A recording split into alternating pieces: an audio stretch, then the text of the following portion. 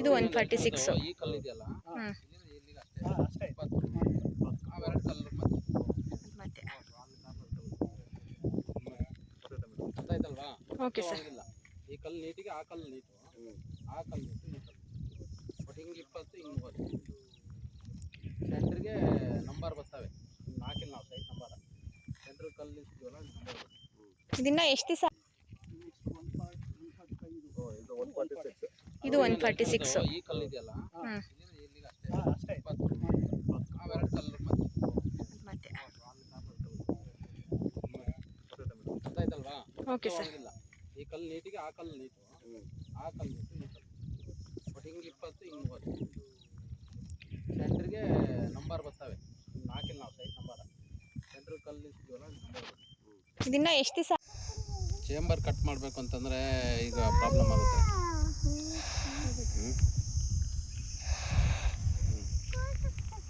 ಮತ್ತು ಇವರು ಎಲ್ಲಿ ಕನೆಕ್ಷನ್ ಕೊಡ್ತಾರೆ ಇದು ಅಂತ. ನಾನು ಬೋರ್ಡ್ನವ್ರು ಬರ್ತಾರೆ, ಅದೇ ಅಲ್ಲಿ ಮಾಡೋಕ್ಕೀಗ ಬೋರ್ಡ್ ಇಂಜಿನಿಯರ್ ಬರಬೇಕು. ಅಲ್ಲ, ಬೋರ್ಡ್ ಇಂಜಿನಿಯರ್ ಬರಲಿ. ಬೋರ್ಡ್ ಇಂಜಿನಿಯರ್ ಬಂದಾಗ ಸ್ಪಾಟ್ ಎಲ್ಲಿ ಬರುತ್ತೆ? ಅಲ್ಲ, ಈಗ ಸದ್ಯಕ್ಕೆ ಅಲ್ಲ, ಅವರು ಮೊನ್ನೆ ಬಂದಿದ್ರಲ್ಲ, ಅವ್ರಿಗೆ ಹೇಳಿ ಕಳಿಸಿದ್ದೀನಿ. ಹಾಂ ಹಾಂ, ಹೌದೌದು.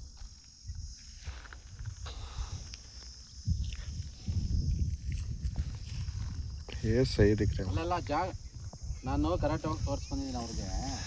ಅದು ಕ್ವಾಚೆ ಇದೆ, ಲೇಔಟು ಮತ್ತು ಜಾಗ. ಎಲ್ರಿಗೂ ನಮಸ್ಕಾರ. ನನ್ನ ಹೆಸರು ರಾಬಿಯಾ ಅಂತ, ಶಿರಾ ತಾಲೂಕಿನ ಒಂದು ಮಹಿಳೆ. ಒಂದು ಸೂಲಿಗಾಗಿ ಸಚಿವರ ಹತ್ರ, ಗೃಹ ಮಂತ್ರಿ ಪರಮೇಶ್ವರ್ ಹತ್ರ ಒಂದು ದಯಾಮರಣವನ್ನು ಕೋರಿದ್ದೆ ನಾನು. ಆ ದಯಾಮರಣ ಕೋರಿ ಅವರು ನನ್ನ ಒಂದು ಸ್ಪಂದನೆಗೆ ಸ್ಪಂದಿಸಿ 6 ತಿಂಗಳು ಬಾಡಿಗೆ ಕೊಡ್ತೀವಿ, ರೇಷನ್ ವೆಚ್ಚ ಕೊಡ್ತೀವಿ ಅಂತಲೂ ಹೇಳಿದರು. ಮಧ್ಯದಲ್ಲಿ ನನಗೂ ಅವ್ರಿಗೂ ಏನೋ ಮಾತಿನ ಚಕಮಕಿಯಲ್ಲಿ ಒಂದು ವಾದ ವಿವಾದ ಆಗಿ ಏನೋ ಅದು ತೊಂದರೆ ಆಗಿತ್ತು. ಯಾಕೆಂದರೆ ನಾಗಣ್ಣ ಅವರು ಎರಡು ವರ್ಷದಿಂದ ನನಗೆ ಪರಿಚಯ ಇದ್ದಾರೆ. ಯಾವತ್ತೂ ಹಂಗೆ ಮಾಡಿರಲಿಲ್ಲ. ಅವ್ರದ್ದು ಏನೋ ಒಂದು ಸಮಸ್ಯೆನೋ ಇಲ್ಲ, ಅಧಿಕಾರಿಗಳ ಒತ್ತಡ ಇರುತ್ತೆ, ನಾವು ಅರ್ಥ ಮಾಡ್ಕೋಬೇಕಾಗಿತ್ತು. ನಾನು ಅವತ್ತು ಅರ್ಥ ಮಾಡ್ಕೊಂಡಿಲ್ಲ.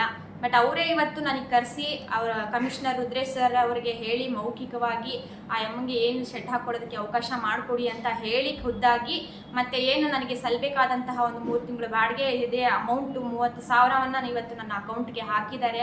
ಹಾಕಿದ್ದಲ್ಲದೆ ಅಲ್ಲಿ ಒಂದು ಹೋಗಿ ಇರೋದಕ್ಕೆ ನನಗೆ ಪರ್ಮಿಷನನ್ನು ಅವರೇ ಖುದ್ದಾಗಿ ಕರೆಸಿ, ಸರ್ವೆ ನಂಬರ್ 100ರಲ್ಲಿ ನನ್ನ ಜಾಗವನ್ನು 146 ನಂಬರು, ಸೈಟ್ ನಂಬರ್ 146 ಅಂತ ಹೇಳಿಬಿಟ್ಟು ಅವರೇ ಖುದ್ದಾಗಿ ಬಂದು ನನಗೆ ತೋರಿಸಿ ಅಲ್ಲಿಗೆ ಹೋಗಿ ಇರೋದಕ್ಕೆ ಅವಕಾಶವನ್ನು ಮಾಡಿಕೊಟ್ಟಿದ್ದಾರೆ.